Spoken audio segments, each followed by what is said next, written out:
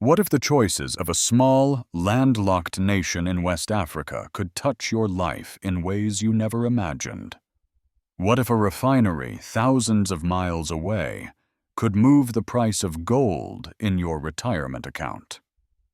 What if a road laid in the Sahel could shift the cost of food in your grocery cart? And what if the decision of one young African captain could determine whether gas in Phoenix or Florida rises or steadies next month? This is not fiction. This is the story unfolding right now in Burkina Faso under the leadership of Captain Ibrahim Traoré. A country once dismissed as poor, unstable, and dependent has placed itself at the center of a new economic and political experiment.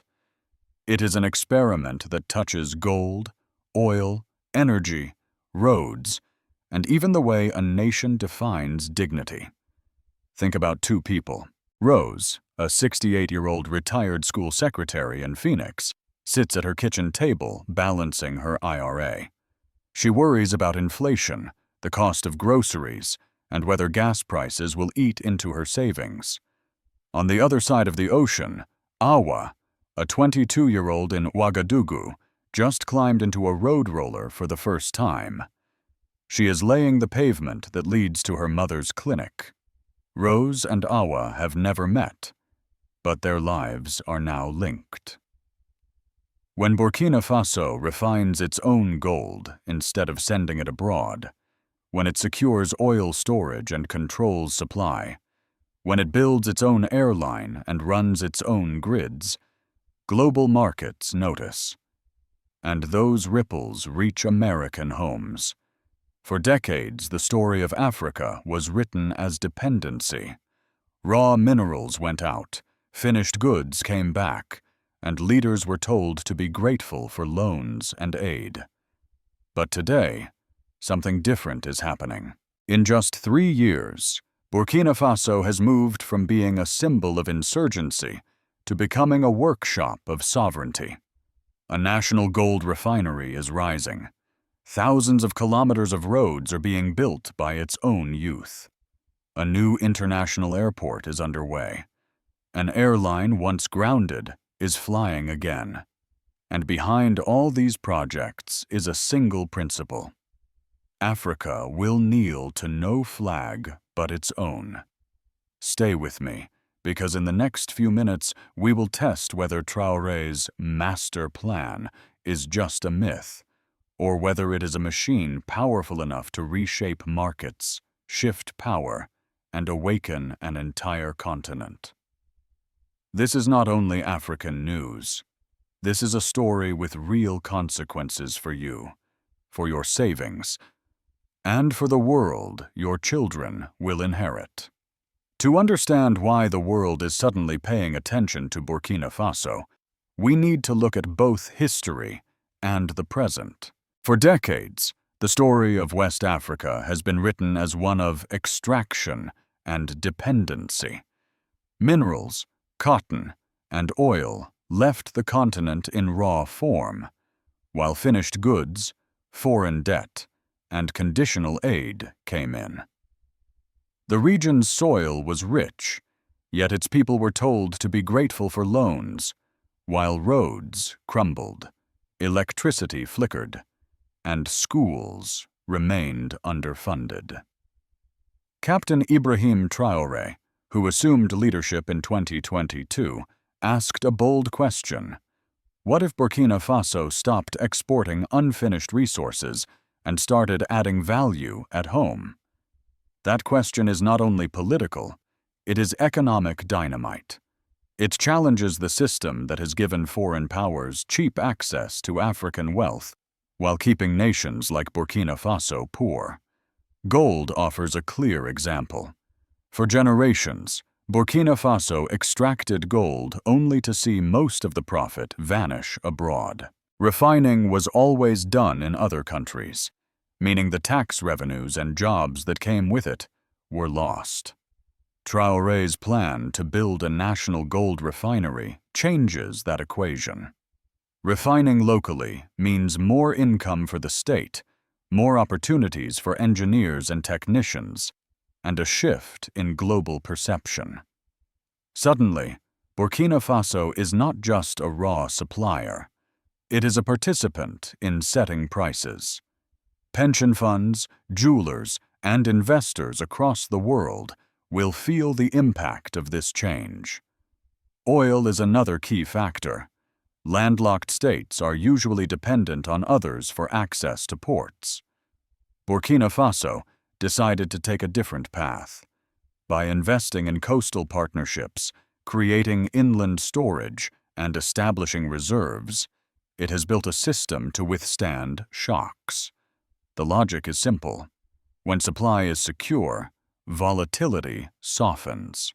A refinery fire or a strike at a foreign port might send global prices upward, but a stocked inland reserve can protect hospitals, schools, and farmers from running dry. Roads may seem like ordinary infrastructure, but in Burkina Faso, they represent transformation. For decades, international aid projects promised highways that never materialized, while foreign contractors collected fees. Traoré's strategy is different.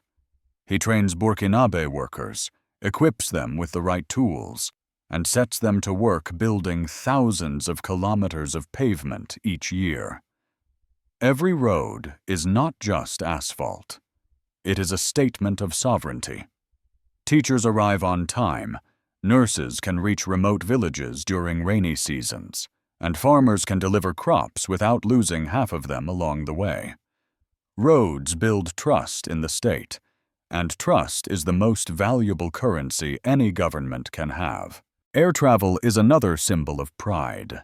A grounded national airline represents dependency and failure. Reviving Burkina Faso's airline, along with the construction of a modern capital airport, tells the world that the country is ready to take control of its skies. Mobility is not just about logistics. It is a visible expression of sovereignty and ambition. Energy could be the most daring project. Entering into a nuclear partnership carries risks, but it also reflects a refusal to accept limits set by outsiders. Reliable and affordable electricity is not abstract.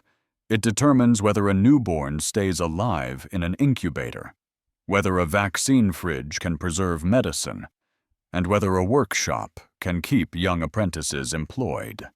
Energy is the foundation of every modern economy, and Traoré is signaling that Burkina Faso will no longer settle for a future defined by shortages.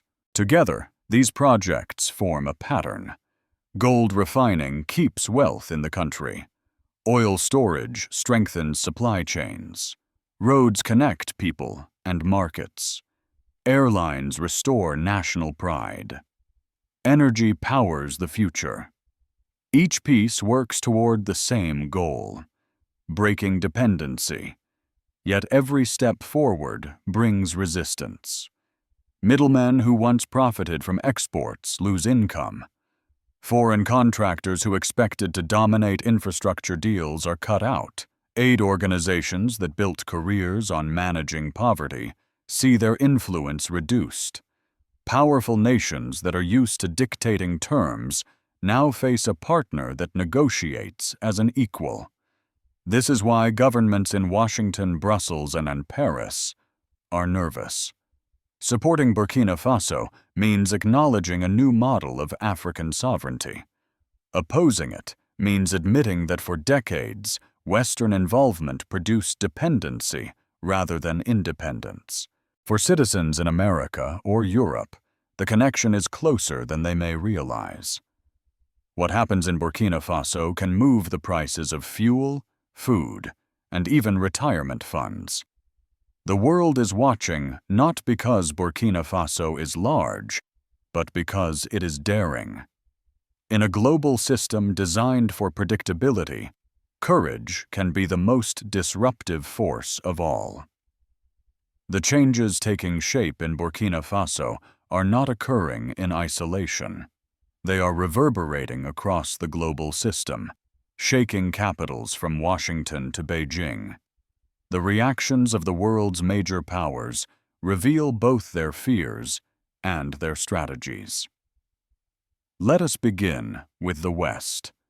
In the United States, policymakers view Traoré's initiatives with a mixture of caution and unease. On the one hand, American analysts admit that stable infrastructure in the Sahel could reduce migration, improve food security, and create more reliable markets. Those are positive outcomes for a world already burdened by inflation and supply chain instability. On the other hand, Washington fears losing influence. For decades, American foreign policy toward Africa has often relied on security partnerships and economic aid programs. If nations like Burkina Faso can build their own resilience, the leverage of conditional aid diminishes. Think tanks in Washington have quietly labeled this shift a credibility rupture. When even allies start to echo the language of sovereignty, the old model looks increasingly fragile. Europe's reaction is equally conflicted. Paris, in particular, views Burkina Faso's defiance as a direct challenge to its long-standing role in West Africa. The French political class has been debating whether the decline of influence in the Sahel was sudden or simply denied for too long. European Union officials publicly stress dialogue and cooperation, but private reports reveal deep concern. European energy planners know that uranium from Niger and gold from Burkina Faso are critical to their economies. If these resources are redirected or processed locally, Europe faces both economic and political headaches. At the same time, younger Europeans are increasingly sympathetic to African demands for justice, which makes aggressive intervention politically risky. The dilemma for Europe is clear: how to maintain economic ties without appearing to cling to colonial patterns. Meanwhile, China has been watching with interest and moving quickly. Beijing has long promoted the idea that each region must choose its own development path. Traoré's policies align neatly with this narrative. Chinese firms are eager to finance infrastructure, provide machinery, and invest in mining with fewer political conditions. For African governments, the appeal is obvious: practical projects delivered on time rather than endless lectures about governance. For China, the reward is access to resources and influence across an increasingly strategic region. Beijing understands that whoever builds the roads, ports, and power plants of the Sahel will hold lasting goodwill and long-term contracts. Russia is also seizing the moment. Its outreach emphasizes energy and security. Moscow has offered joint ventures in refining, oil exploration, and military cooperation. Russian state media highlights Traoré as a symbol of resistance against Western domination, placing him alongside other leaders who challenge unipolar control. While some Western observers dismiss this as opportunism, the reality is that Russia provides tangible alternatives, especially in defense. For countries facing insurgencies and border threats, weapons and training often matter more than speeches. Moscow positions itself as a partner who respects sovereignty, even if its motivations are strategic. Beyond the big powers, reactions from African neighbors may be the most significant.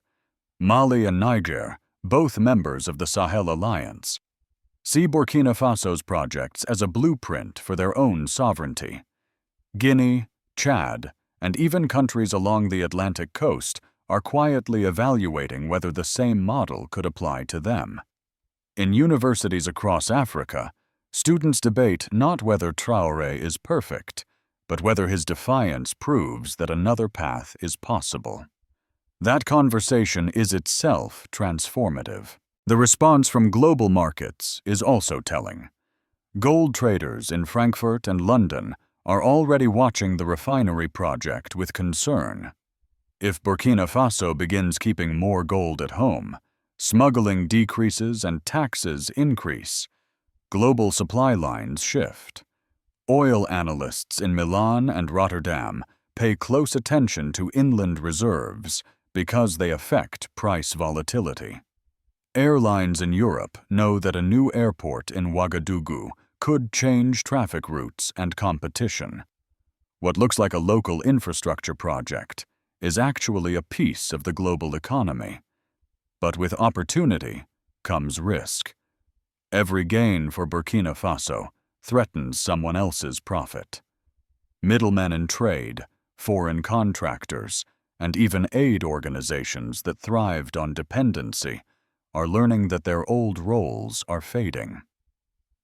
In response, some may attempt to discredit or destabilize the new system. Already, misinformation campaigns circulate online, questioning the safety of the refinery or exaggerating small setbacks in construction. Economic retaliation is also possible, from delayed shipments to insurance denials.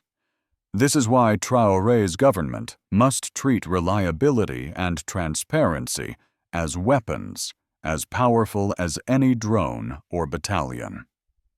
What makes the international reaction so striking is the way it reveals the changing nature of power. NATO's military strength cannot easily be used against a government that enjoys genuine popular support and does not threaten foreign territory.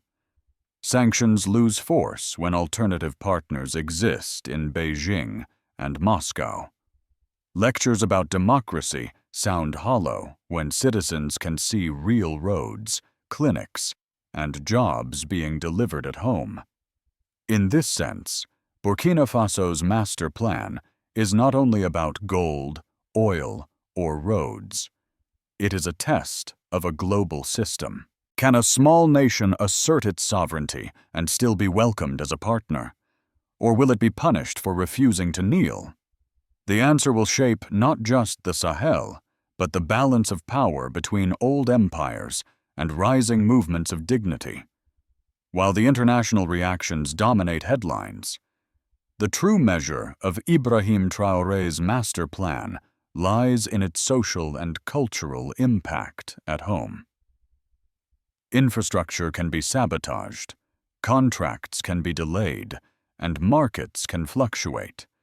But when ordinary people begin to feel dignity in their daily lives, the foundation of sovereignty becomes unshakable.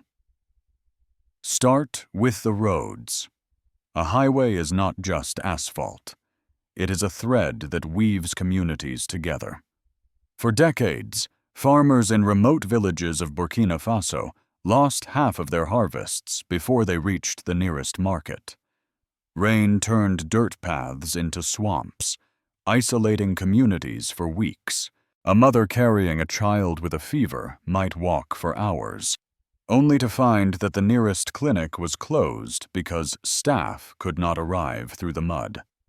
Now, with paved routes laid by local crews, those same families see time saved and opportunities created.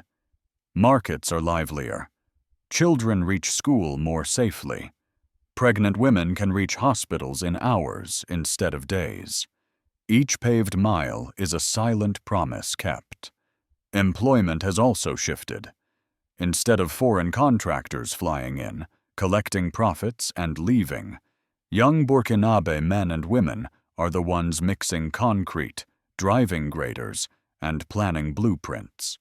Every paycheck circulates locally. Families eat better meals, children remain in school, and small businesses flourish around construction sites. Awa, the young road roller operator, is not just earning wages. She is becoming part of a generation that knows progress can be built by African hands, not imported from outside. That lesson in self-reliance becomes a cultural marker. Education reforms magnify this momentum. Free tuition policies attract headlines, but the deeper shift is in practical training. Technical schools are adding workshops for mechanics, electricians, and nurses. These are not symbolic gestures. They are ladders that carry young people out of despair and into skilled professions. When a teenager from a conflict-affected region learns to maintain solar panels or repair machinery, he is less vulnerable to extremist recruitment. Hope becomes a form of security. Culture is another battlefield of sovereignty. For too long, imported clothes, second-hand garments, and colonial court wigs taught generations to equate foreign with respectable. Traoré's government has deliberately revived traditional industries. Faso Danfani, the cloth woven in local patterns, is now used in school uniforms, police attire, and even legal gowns. Judges who once wore European-style wigs now preside with African dignity. This change may seem cosmetic, but it reshapes identity. A courtroom becomes a stage where young observers learn that justice can wear their own fabric. Schools become places where pride in heritage is stitched into the uniform. Religion and community values also play an important role. In villages where new clinics and schools open, mosques and churches are seeing increased participation, not because of politics, but because citizens feel their prayers for dignity answered. Elders speak with greater pride to the youth, telling them that their nation is finally standing on its own. Cultural rituals, music, and festivals have begun to integrate themes of sovereignty, reminding people that independence is not just political, but spiritual. The impact of sovereignty policies spreads beyond Burkina Faso's borders. In Mali and Niger, governments aligned with Traore point to his projects as evidence that dignity can be practical. Radio programs in Bamako and Niamey replay stories of Burkinabè road projects and gold refining as models. Citizens there ask why their own governments cannot do the same. This peer pressure among nations strengthens regional solidarity. The Sahel alliance is no longer only a military pact.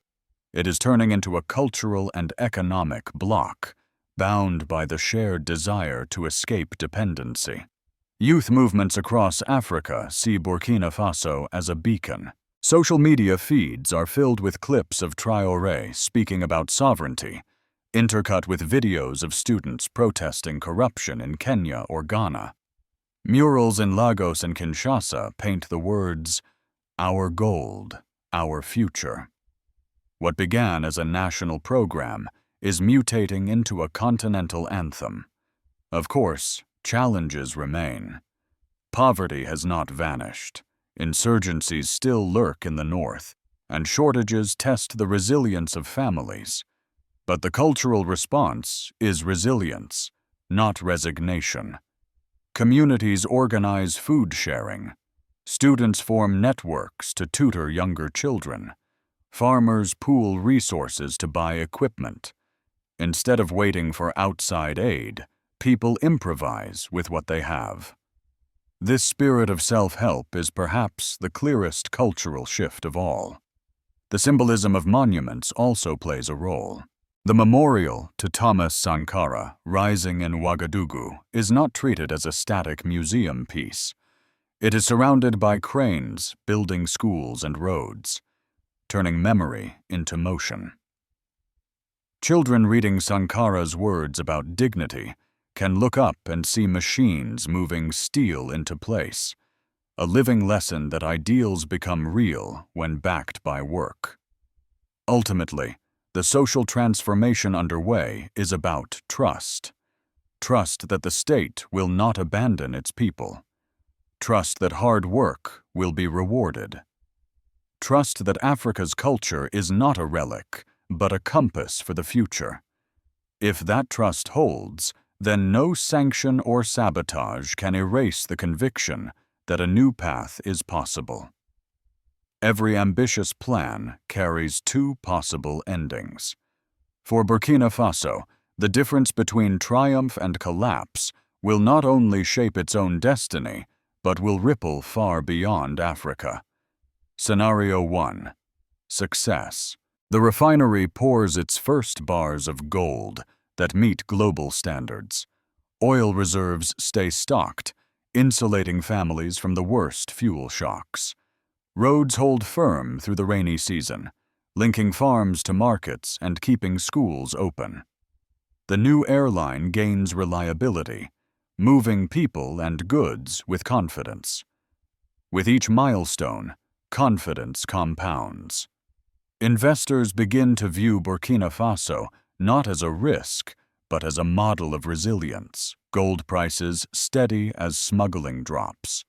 Food supply chains stabilize as harvests reach buyers faster.